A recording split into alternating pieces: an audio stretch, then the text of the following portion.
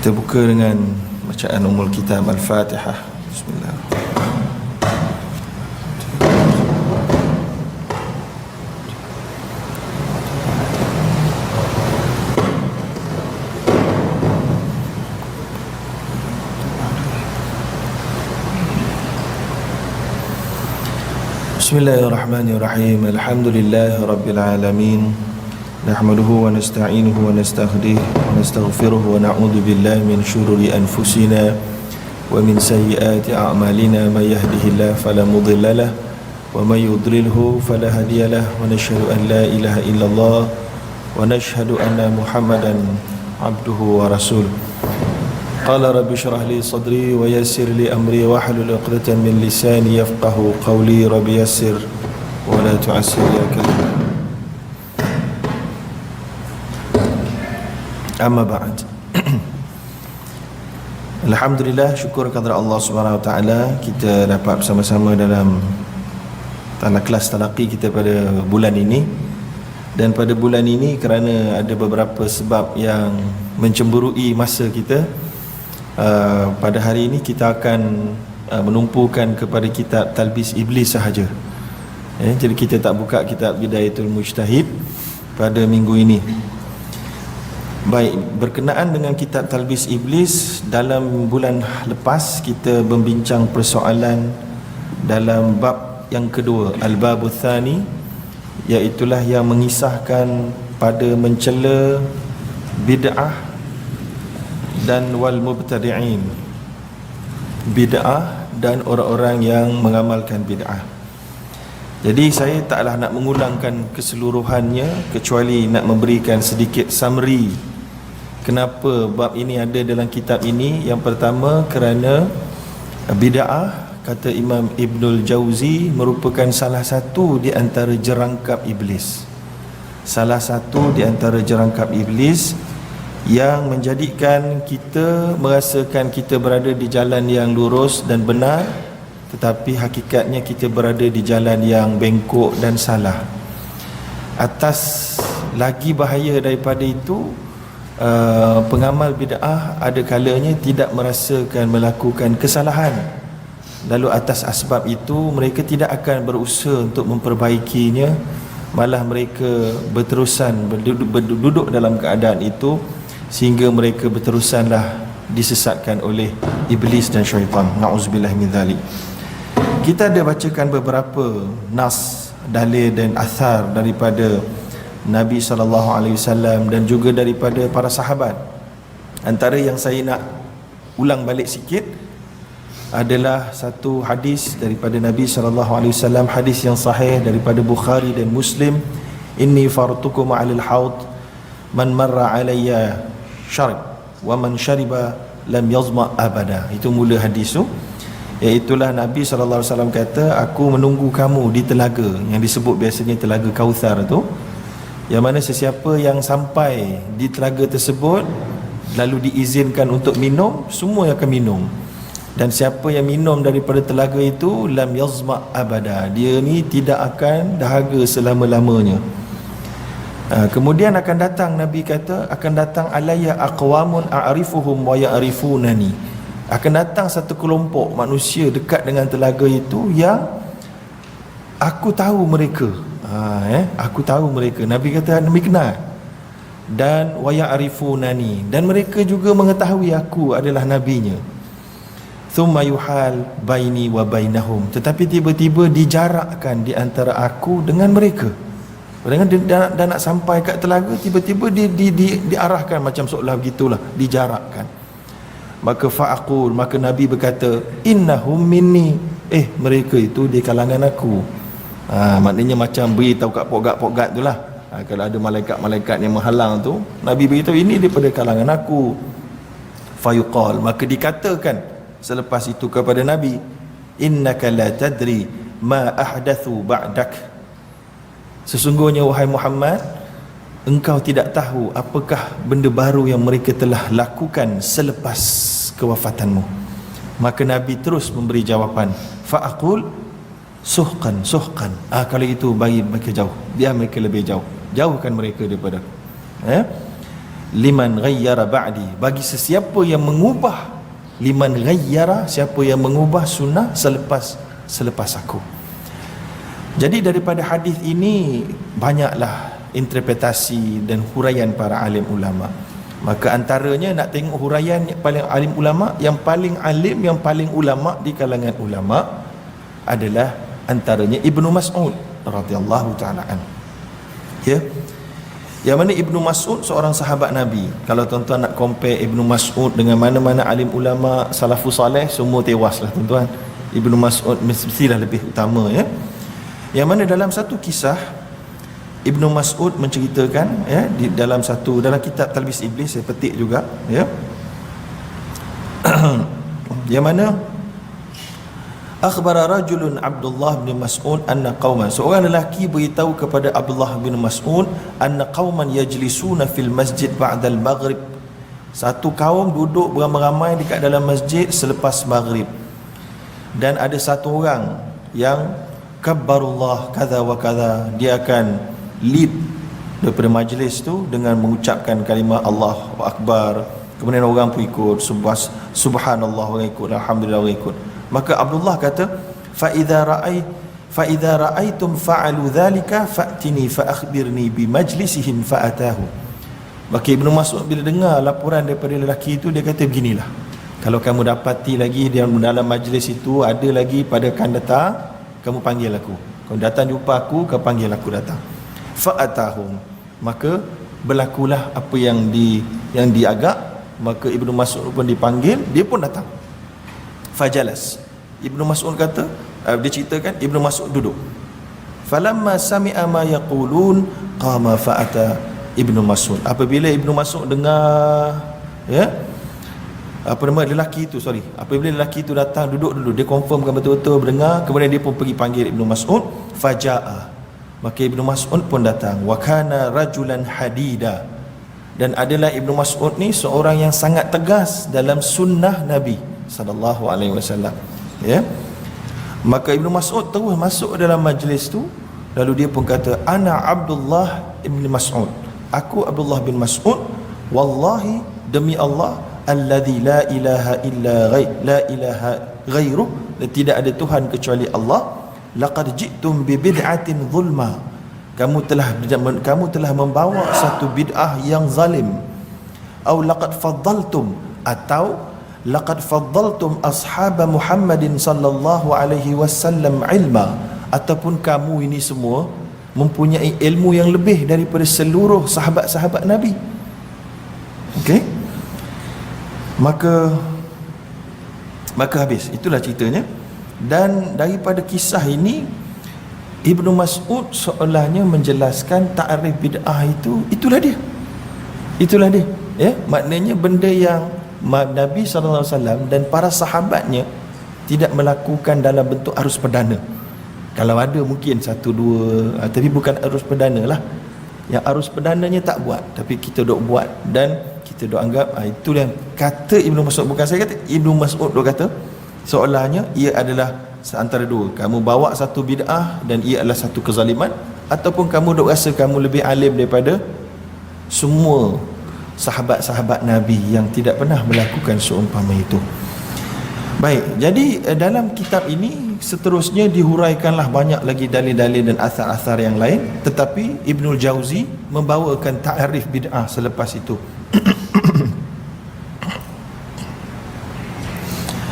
Yang mana Ibnul Jauzi juga membawakan kisah bagaimana Umar Al-Khattab, ya, menggabungkan orang ramai untuk solat berjamaah. Kemudian bila mana berjaya melihat itu berlaku, maka Umar berkata, ni'matul bid'atu hadhihi, alangkah baiknya ciptaan bid'ah ini. Ini hadis sahih daripada Imam Bukhari. Maka Ibnul Jauzi beritahu di dalam kitab ini, dia kata itu bid'ah yang dari sudut lugah lah, dia kata dari sudut bahasa, kerana solat berjemaah adalah masyru'ah, adalah disyariatkan. Maka cuma bentuk solat yang diarahkan oleh Umar Al-Khattab itu Itu mungkin belum berlaku sebelum daripada Umar Al-Khattab. Maka atas sebab itu sebahagian ulama mengatakan apa yang Umar kata ini adalah dari sudut bahasa, bukan dari sudut syarak. Jadi ada pengertian dari sudut bahasa dengan pengertian dari sudut syarak. Kemudian pengertian dari sudut syarak, kata Ibnul Jauzi, dia kata dekat sini, fa amma idza kanatil bid'atu kal mutammim faqad i'taqada naqsal syari'ah wa in kanat mudadatun fahiya a'zam. Okey, dia kata kat sini, famata asnadal muhdath ila aslin masyru' lam yudham. Yang pertama, Ibnul Jauzi berikan pendapat dia. Dia kata apabila benda baru yang dibuat itu ada asal daripada syariah, ada asas dia. Macam tadilah, tak pernah buat solat berjemaah malam contohnya. Tiba-tiba Umar buat. Bila Umar buat, maka ketika itu nampak ada tak asal syarak untuk buat solat berjemaah? Ada. Maka Umar memulakan dari satu sudut, maka ketika itu lam yudham, tidak tercela jenis bid'ah begitu, jenis ciptaan baru itu. Tapi apabila bid'ah itu dianggap sebagai pelengkap, pelengkap kepada benda yang seolahnya tak lengkap, maknanya benda ni kita buat ni sebagai benda baru untuk melengkapkan dia lagi bagus ke, itu tak boleh. Sebab itu seolahnya mengatakan syariah yang Nabi dah habis sampaikan pada kita ini tidak lengkap.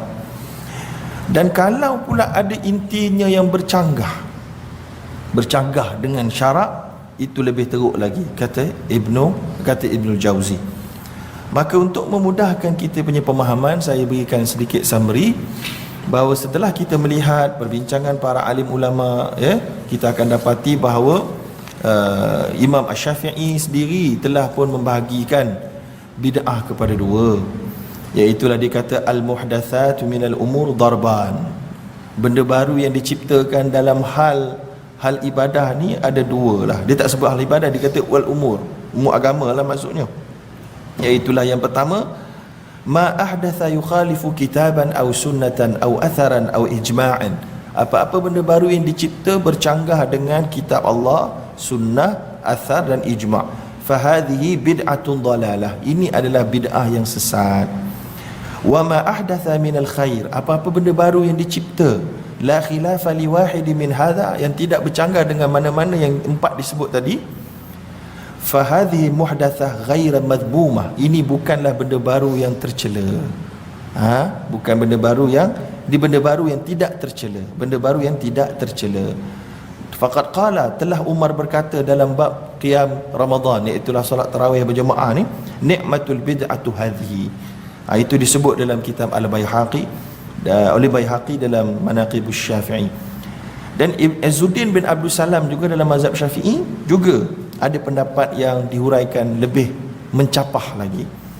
Dia menyebutkan bid'ah itu munqasimatun ila bid'atun wajibah. Ada bid'ah wajib, bid'ah muharram, bid'ah mandubah, bid'ah makruhah dan bid'ah mubahah.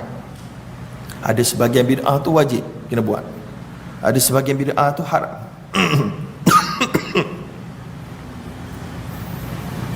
Ada sebahagian bid'ah itu digalakkan, mandub. Ada sebahagian bid'ah itu dibenci, makruh saja. Ada sebahagian lagi harus. Wa tariqu fi ma'rifati dhalika, dan cara nak mengetahui mana satu ni, kata Izzuddin bin Abdul Salam, an ta'arad al-bid'ah ala qawaid syariah. Untuk mestilah kita ambil semua benda-benda baru ni, kita letakkan di atas neraca asas syariah. Maka orang alim dia boleh tahu tu mana ini bagus ke tak bagus, boleh ke boleh, haram ke tidak, dan seumpamanya. Ibnu Hajar Al-Asqalani pula berkata, wa kullu ma lam yakun fi zamanihi yusamma bid'ah. Apa-apa saja benda ibadat baru, yang ibadat ataupun teknik baru yang tak ada pada zamannya Nabi, yusamma bid'ah. Digelarkan, dibuat benda selepas itu, maknanya digelarkan bid'ah. Lakin, kata Ibnu Hajar Al-Asqalani, tetapi minha ma yakunu hasanan wa minha ma yakunu bi khilafi dhalik. Ada di antaranya yang baik, ada di antaranya yang bercanggah dengan yang baik. Baik, itu adalah Imam Syafi'i, Ibn Zuddin bin Abdul Salam dan Ibn Hajar Al-Asqalani. Daripada situ kita nampak mereka telah mengklasifikasikan bid'ah kepada beberapa bab, beberapa klasifikasi. Manakala pendekatan ulama yang kedua pula, contohnya daripada Ibn Rajab Al-Hanbali, dia kata wal muradu bil bid'ah ma ahdatha mimma la asla lahu fi syari'ati yadullu alaih. Dia kata apa-apa saja benda baru yang dicipta tidak ada asal dalam syariah. Benda-benda baru dalam ibadat yang tidak ada asal dalam syariat yang menggalakkan dan menunjukkan kepadanya. Fa amma ma kana lahu aslun min asy-syara', adapun apa-apa yang ada asal daripada syarak, yadullu alai, yang menunjukkan kepadanya, falaisa bi bid'atin syar'an, bukanlah bid'ah secara syarak. Wa in kana bid'atun lughatan, tetapi dia itu mungkin bid'ah secara bahasa. So kena faham antara dua tu. Macam ni lah solat dari sudut bahasa adalah doa, tapi kita kata dah solat, kita maksudkan yang istilah apa yang dimulakan dengan takbiratul ihram dan ditamatkan dengan salam, itu solat. So ada kalanya solat itu digunakan untuk maksud bahasa, ada kala digunakan untuk maksud yang istilah, yang khusus. Baik, daripada dua kumpulan ini sebenarnya kita boleh bagikan satu pendapat yang begini. Kedua-dua kumpulan ini sebenarnya sama pendapat dalam bab apa-apa saja benda ibadat yang baru yang tak ada dapat mana-mana backing daripada mana-mana asal syariat, itu adalah benda haram. Itu adalah bid'ah yang dirangkap iblis. Itulah dia benda yang dikatakan dalam aliran mazhab Syafi'i sebagai bid'ah dhalalah dan aliran Salafi sebagai bid'ah. Sebab aliran Salafi dia ada satu je, bid'ah semua dhalalah bagi dia. Kalau nak kata bid'ah yang hasanah, itu bukan bid'ah, dia kata itu dia kata, dia tak sebut apa-apa nama, sebahagian kata cabang daripada sunnah dan seumpamanya, tapi dia ada satu je, nama dia bid'ah, habis. Yang satu lagi tu bukan bid'ah, satu lagi tu mungkin bid'ah lughatan. Jadi atas asas itu kita dapat lihat Salafi dengan Khalafi boleh dikatakan sependapat, cuma berbeza pendapat sikit saja, dan sikit itu pun sebenarnya mungkin bukan aliran arus perdana, kecuali individu-individu yang meng-highlightkannya sebagai berbeza, padahal mereka bersamaan pendapat sebenarnya. Jadi itu yang kita bincangkan dahulu. Tapi apa pun, just kita nak beritahu, kalau kita tengok kepada apa yang Ibnu Mas'ud buat tadi, nampak tak bagaimana berzikir beramai-ramai itu, kita nak katakan macam mana? Ada tak asal syariah? Kita mungkin kata macam ada je kan, tapi Ibnu Mas'ud menolaknya. So jadi saya pun no comment lah, cakap lebih-lebih kalau tuan-tuan jadi lengabut kan, tapi you decide. Kita decide sendiri untuk iman kita. So daripada mana-mana banyak-banyak yang cara ibadat ni, mana yang patut kita beri prioriti? Yang betul-betul sebiji yang Nabi dengan sahabat buat, ataupun yang direka cipta sedikit je cabang-cabang dia. Contohnya macam yang kita kata itulah kan, direka cipta sedikit, contohnya kita bersalam berjemaah, anggap sebagai satu perkara yang uruf.